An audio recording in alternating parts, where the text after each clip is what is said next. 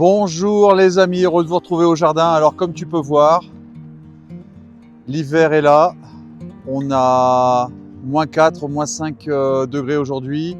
Il est 13 h. Je te montre un petit peu comment réagit le jardin. Et évidemment, tu penses bien qu'aujourd'hui, on ne va pas bêcher, on ne va pas greliner, on ne va pas planter de graines en terre ou en godet. Je t'invite tout de suite à me rejoindre devant mon ordinateur. Allez, à tout de suite. Allez, regarde. Tu as vu un petit peu ce temps, incroyable, hein, tout est blanc. Et par contre, une chose inexplicable, sous le noyer, pas de neige. Alors que, regardez, il n'y a pas une feuille. Donc la logique, je ne la comprends pas. Est-ce que quelqu'un peut m'expliquer pourquoi pas de neige, mais absolument pas de neige sous le noyer? Franchement, j'en reste pantois. Allez, comme d'habitude, la tradition, the tradition. Regarde un petit peu. L'hiver est là, hein. Oula! Si je tape dessus, ça va faire très très mal. Donc là, ça sert à rien de réagir et d'essayer de l'enlever. On va laisser le tout sécher et peut-être fondre. Mais là, pour l'instant, je fais rien. On va aller tout de suite à l'intérieur, voir si on peut faire quelque chose ou pas pour protéger la bâche de l'affaissement. Et puis s'il n'y a rien à faire, il n'y a rien à faire. On se met en route pour l'intérieur de la serre. Alors ici, on doit être à 0, moins 1. Facile. Enfin, facile. On est aisément. Alors, j'ai les mains un peu froides. À l'intérieur, waouh, regarde un petit peu. Heureusement, les fils ont tenu tout l'ensemble. Voilà, allez. On va pas laisser le poids écraser notre toile. D'où l'importance de mettre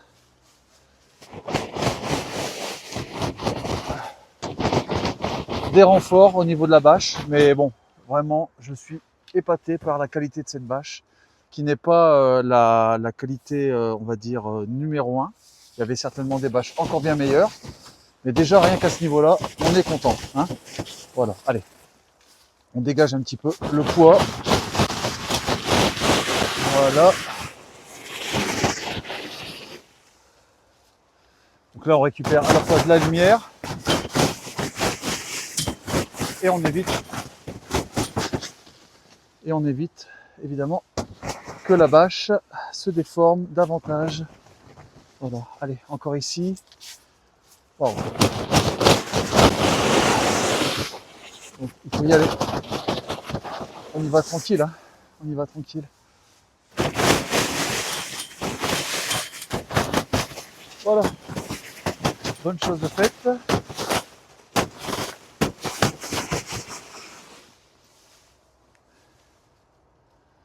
On a retiré une grande partie de ce poids qui accable la bâche, qui l'abîme, évidemment. Là, on va essayer. Regardez mon petit figuier. Il résiste bien, hein. Bon, ici, il doit faire 5 degrés sous la bâche. Voilà. Allez, je vous reprends tout de suite. Hey, je vois que je progresse un petit peu en vidéo parce que maintenant, j'ai le souci de trouver la meilleure lumière possible. Évidemment, quand il n'y a pas possibilité, il n'y a pas possibilité. Mais là, pour l'instant, j'ai trouvé, eh bien, écoutez, un endroit plus adapté pour voir mon beau visage. Oui. Alors, le sol est gelé. Le sol est complètement impraticable. Mais on va essayer de faire une pierre deux coups, c'est-à-dire mettre de la nourriture pour nos amis les oiseaux, parce que là, c'est maintenant qu'on les aide et pas en plein été. En plein été, ils sont largement capables de se défendre et de trouver leur nourriture. Mais là, aujourd'hui, je pense vraiment qu'on doit faire le maximum pour les aider. Voilà. Donc, on va se rendre au jardin un petit peu. mettre un peu de graines et puis rentrer à la maison, discuter de graines et de futures plantations.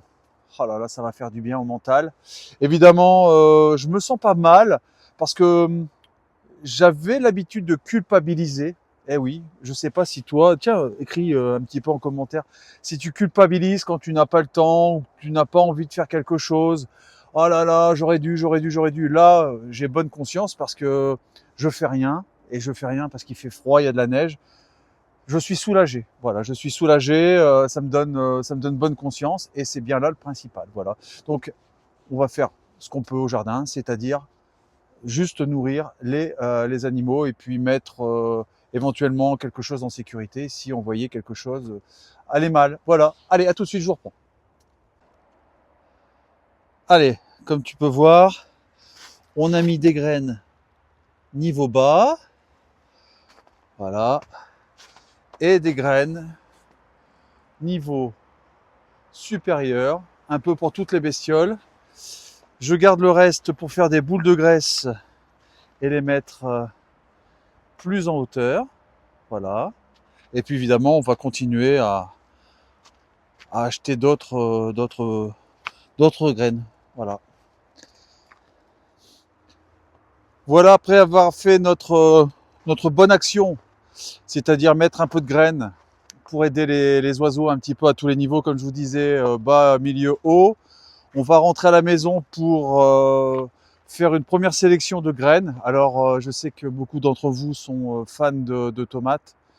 On va choisir peut-être les tomates pour l'année prochaine. Non, qu'est-ce que je raconte? Pour cette année. Et puis aussi, sachez que on va essayer peut-être quelques poivrons. Les poivrons sont des plantes qui sont très longues à mettre en route et il faudrait presque les commencer maintenant. Je suis peut-être même en retard. Donc on va commander et essayer de recevoir très rapidement les graines de poivrons pour les mettre en route à la maison parce qu'il leur faut de la chaleur et il leur faut beaucoup de temps pour se développer. L'année dernière, j'ai eu des poivrons miniatures et j'aimerais passer à des poivrons un peu plus conséquents parce que c'est bien bon, hein. Le poivron, c'est plein de vitamines, c'est plein de bonnes choses. Voilà, donc je vous montre une dernière fois le jardin. Donc on se donne bonne conscience, il n'y a rien à faire, tout va bien. Ah, j'ai vu déjà des oiseaux là-bas. Je ne sais pas si vous avez vu, mais instantanément les oiseaux sont arrivés. Je ne sais pas si il serait intelligent de s'approcher, mais je suis trop content. Les graines ont déjà trouvé preneur, des petits oiseaux, je ne connais pas. D'ailleurs, si l'ami de la chaîne naturaliste, j'essaierai de lui envoyer un petit message. Allez le voir, sa chaîne explose, j'adore. Pouvez nous faire un petit topo sur les oiseaux. Eh bien, je serais vraiment preneur parce que on n'en connaît jamais assez. Et je pense que l'oiseau est parfois le meilleur ami du jardinier naturaliste, évidemment. Allez, on se retrouve à la maison devant mon écran pour le choix des tomates et on en discute évidemment ensemble. Bien les amis, de nouveau réunis ici un petit peu au chaud. J'en suis vraiment désolé, mais on ne peut pas faire autrement. Donc l'objectif aujourd'hui est ensemble de choisir quelques graines de tomates. Enfin, évidemment, on va essayer de trouver les tomates qui me conviennent le mieux à mon style de jardinage, à mon style de dégustation et surtout au terrain et aux intempéries. On n'a pas tous les mêmes conditions atmosphériques, donc forcément, il faut adapter les choix des variétés à tous ces critères.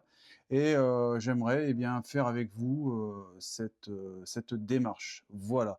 Donc, j'ai pour m'aider ce catalogue que Graine Bomo m'avait envoyé il y a longtemps. On va s'en inspirer simplement pour trouver peut-être des idées de tomates. D'accord. Donc moi, la première chose, je veux des tomates qui ont du goût, qui arrivent très vite à maturité. Et donc, évidemment, quand on part de ça, de ces critères-là, il nous faut absolument d'abord des tomates cerises. Alors, je regarde un petit peu, vite fait. Moi, j'aimerais des tomates avec du goût. Qu'est-ce qu'ils disent? Les plantes les plus aromatiques, les plus productives, des Red Bunch. On va aller ensemble regarder un petit peu les Red tomates. Red Bunch. Alors, qu'est-ce qu'on a? Ok, bon, visiblement, les Red Bunch ne sont que chez Bomo. Bien joué, les gars. D'accord, d'accord. Allez, on va voir. Ce sont des tomates F1. Bon, ça me dérange pas plus que ça. Donc, des tomates rouges. Oh là, ça attaque fort hein, tout de suite. Sucré aromatique, résistance, ok. Année de création 2001, pays d'origine, l'Italie.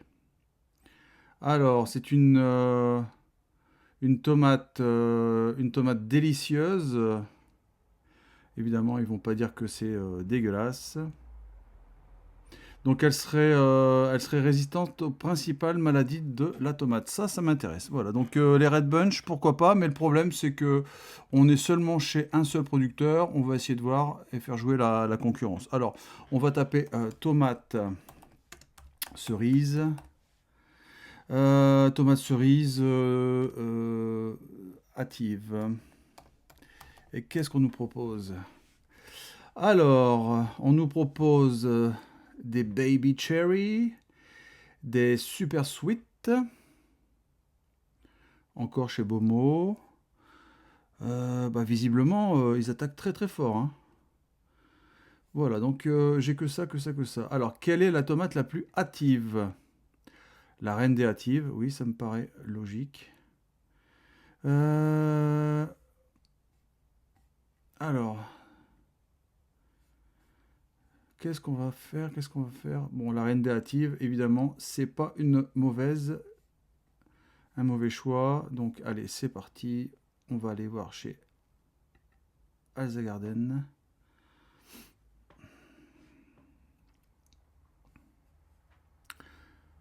Alors, là, ce sont des tomates plutôt jaunes, d'accord. Variété cerise qui se distingue par sa magnifique couleur jaune, orange, oui.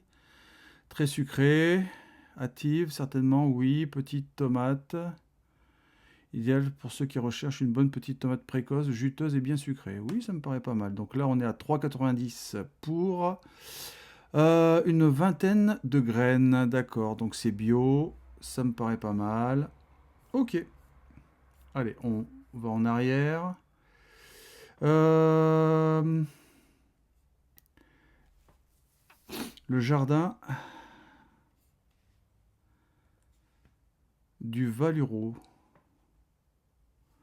Alors, eux me proposent des tomates reines hâtives. Alors là, maintenant, pour moins d'1 euro.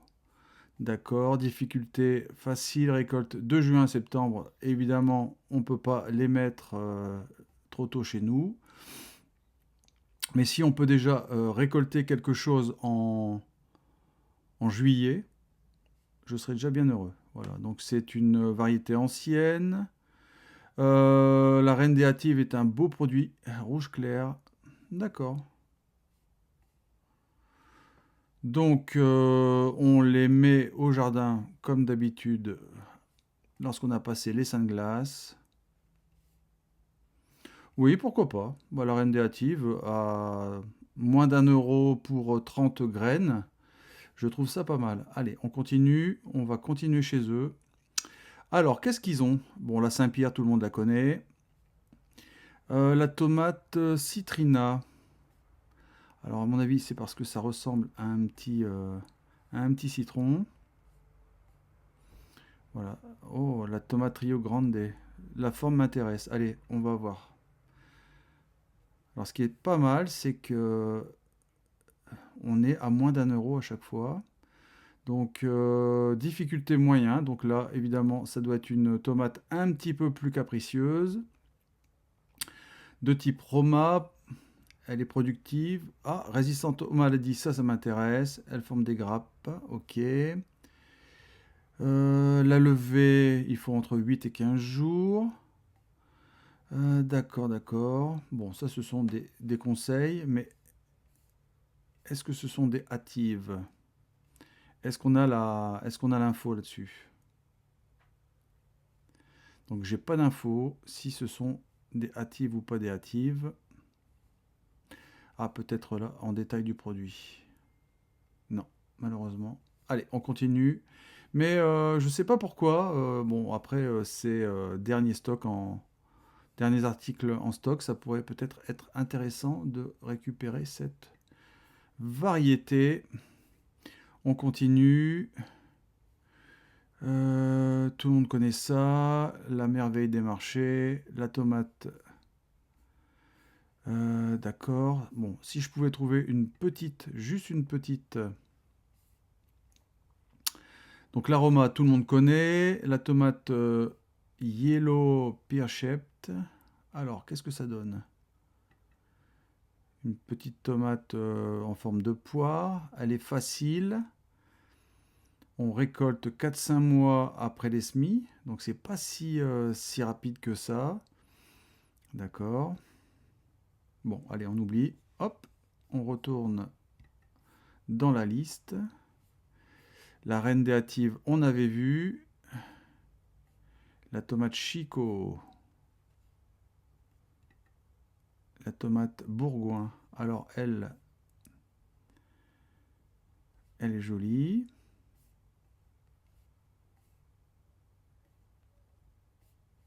Donc là, malheureusement, j'ai toujours pas de retour sur la rapidité. Moi, je veux quelque chose de précoce, hein. Voilà, donc malheureusement, on va abandonner ce site. Je veux des tomates ultra précoces et on va essayer de trouver autre chose en tomates super précoces.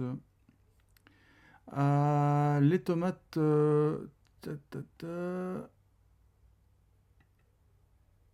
graines semences, tiens, je connais pas. Alors, qu'est-ce qu'ils disent? Allez, on va accepter pour pas être embêté, pour se dépêcher. Hop. Alors, tomate cerise, soixantaine de graines pour 2,70 €. Ok. Facile à cultiver, abondante. Ok.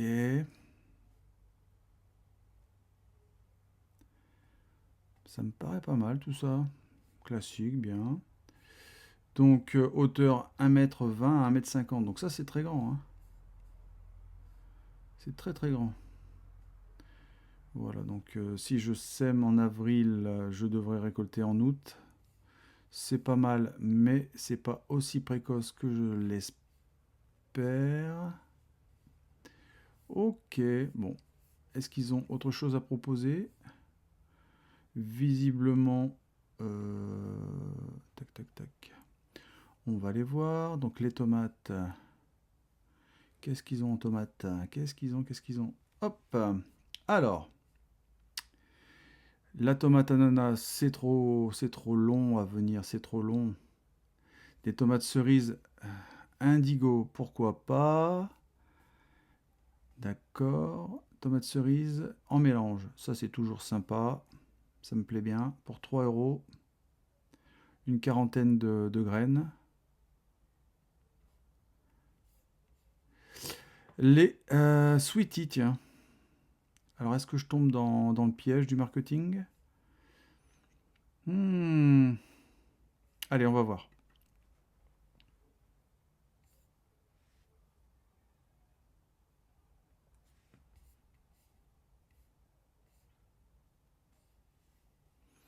Alors, elle est productive, elle se cultive en pot, en terrasse, ok. Alors, c'est une variété précoce. Précoce. Ok, ça me plaît bien. Donc elle est visiblement reproductible. Donc ça veut dire qu'on va obtenir les mêmes caractéristiques. Si on aime cette cerise, On va retrouver ça d'une année sur l'autre, la plupart du temps. Ok, eh bien écoutez, moi ça me plaît bien. 1 gramme pour commencer, pour voir, ça me paraît pas mal du tout. Voilà, donc on va peut-être se diriger vers les tomates Sweetie bio. Alors évidemment, vous m'envoyez des messages pour me faire des conseils. Je vais pas me précipiter, mais ça pourrait être pas mal. Les Sweetie pour des petites tomates. Évidemment, j'ai aussi mes tomates de caniveau et de trottoir, récoltées à même le trottoir. Donc là, cette année, je ferai peut-être un petit essai avant pour voir si elles sont capables de germer ou pas. On va continuer, tiens. J'ai vu qu'il y avait des piments. Hop là. J'ai vu qu'il y avait des piments et des poivrons. Alors, les poivrons, c'est maintenant tout de suite, hein. Le poivron, c'est une plante qui est affreusement lente, mais affreusement lente. Et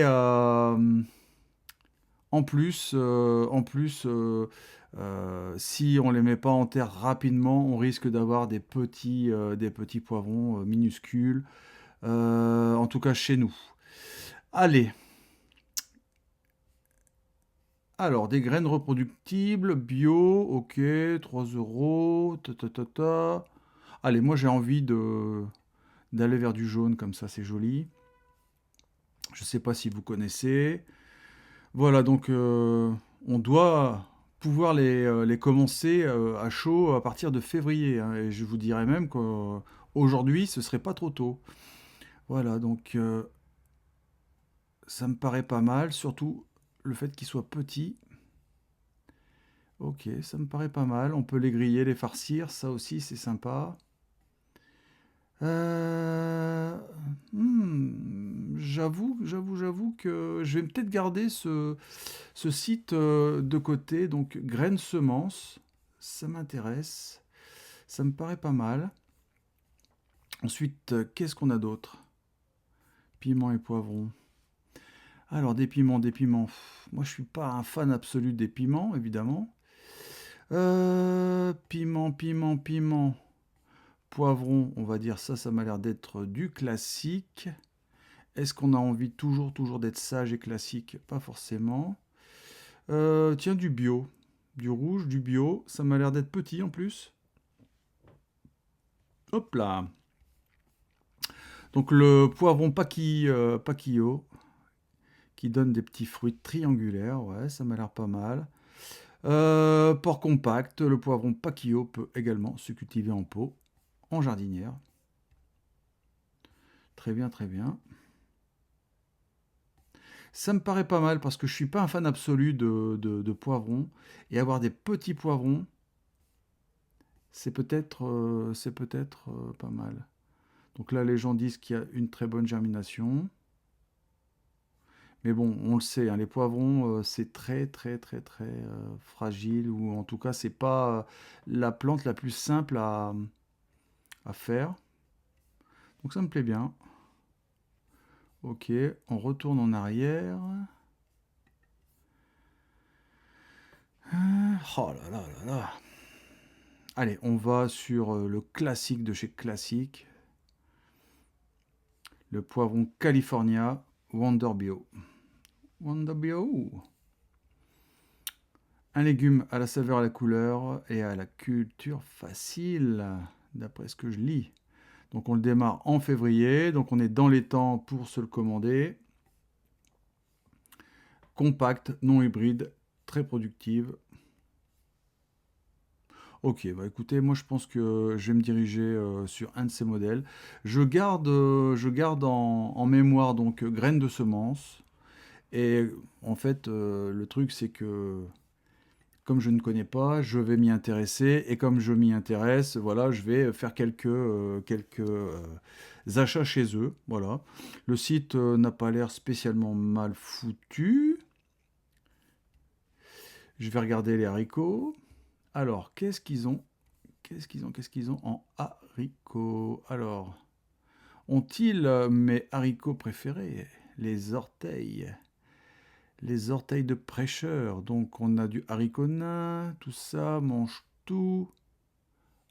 Haricots d'Espagne. Ouh là là! Pour 60 grammes. Alors je sais pas combien on a. Ok, bah écoutez. Je vais en rester là avec vous.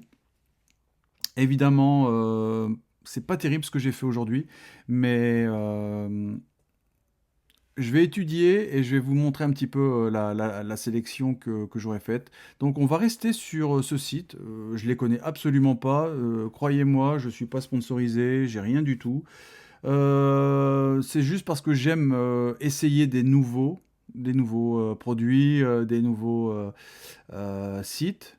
Donc on va se diriger là-dessus et faire une première commande pour eh bien, évaluer le niveau de confiance qu'on peut avoir envers un site. Donc on va commander quelques variétés chez eux, voir si c'est un site sérieux ou pas, et si c'est sérieux et que ça me donne satisfaction, on passera une commande supérieure. Donc, comme je vous disais, une ou deux variétés de piments et poivrons, deux variétés de tomates, plus les tomates trottoir et caniveau que je vous ai montré, et les haricots taille de prêcheur, parce que ça, c'est vraiment quelque chose exceptionnel à avoir au jardin. Voilà.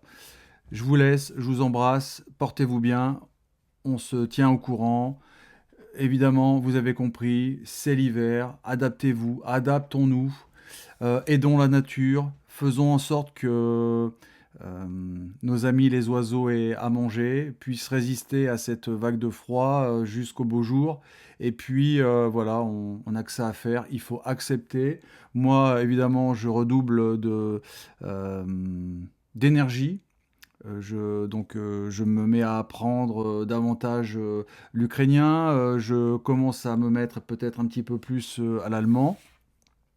Et puis la lecture, la lecture, la lecture, lecture naturaliste, lecture littéraire classique. Là, en ce moment, je lis un petit peu Chateaubriand, c'est super sympa. Et puis voilà, on attend que les beaux jours arrivent sans culpabiliser, évidemment. Je vous embrasse très très fort. Si vous aimez ce genre de retour, ce genre de vidéo, j'essaierai de m'améliorer, de vous faire quelque chose de pas mal. À la semaine prochaine. Ciao ciao.